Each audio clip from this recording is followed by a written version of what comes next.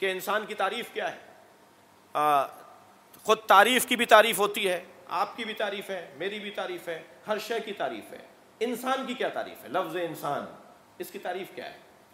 تعریف کرنے والے اہل منطق کبھی اسے حد تام سے تعریف کرتے ہیں، کبھی اسے حد ناقص سے تعریف کرتے ہیں، کبھی اسے رسم تام سے تعریف کرتے ہیں اس کی، اور کبھی رسم ناقص سے اس کی تعریف ہوتی ہے، کبھی تمثیل سے ہوتی ہے اور کبھی تشبیہ سے ہوتی ہے.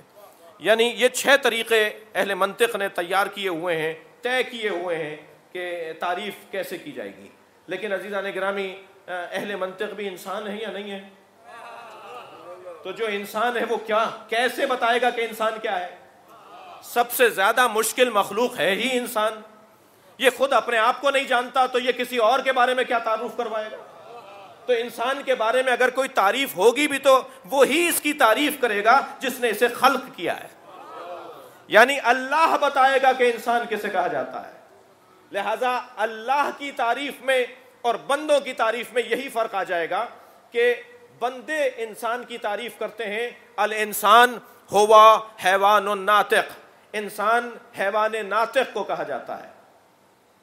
حیوان ناطق یعنی جو سمجھتا بھی ہو اور فیصلہ کرنے کی صلاحیت بھی رکھتا ہو.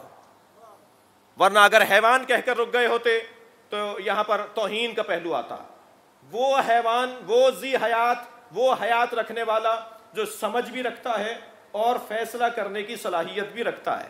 تو بھائی یہ سمجھ بھی رکھتا ہے، یہ فیصلہ کرنے کی صلاحیت بھی رکھتا ہے، اور پھر بھی یہ حیوان ہو جاتا ہے، پھر بھی یہ پتھر ہو جاتا ہے، پھر بھی یہ شیطان ہو جاتا ہے. تو وہ کون سا انسان ناطق ہے کہ جو شیطان نہ ہونے پائے، حیوان نہ ہونے پائے، پتھر نہ ہونے پائے، بلکہ انسان ہی باقی رہ جائے؟ تو اب تعارف میں کہا جائے گا الانسان ہوا حیوان ناطق حامد، جو ہمیشہ حمد الہی کرتا رہے اسے انسان کہا جاتا ہے. صلوات پڑھیں گے محمد و آل محمد.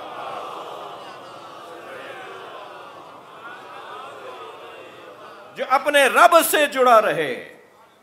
اور عرفہ کہتے ہیں ہوا ذاب فی اللہ، حیوان انسان اسے کہا جاتا ہے کہ جو اللہ میں ذوب ہو جائے، اللہ میں گم ہو جائے، اپنے آپ کو مٹا ڈالے ذات پروردگار کے اندر.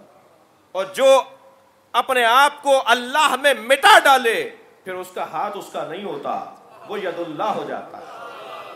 پھر اس کی آنکھیں اس کی نہیں ہوتی، وہ عین اللہ ہو جاتی ہیں.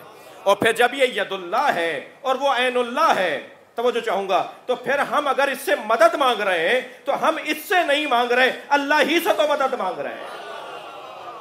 یہ اللہ ہی نے اسے ید اللہ اور عین اللہ قرار دیا ہے.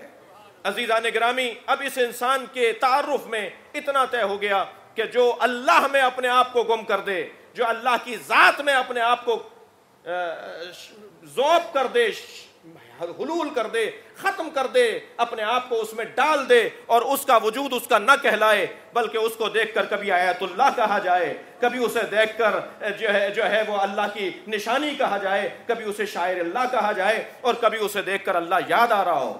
تو یہ ہے وہ انسان حقیقی، وہ انسان حقوقی کہ جس کو اللہ دیکھنا چاہتا ہے.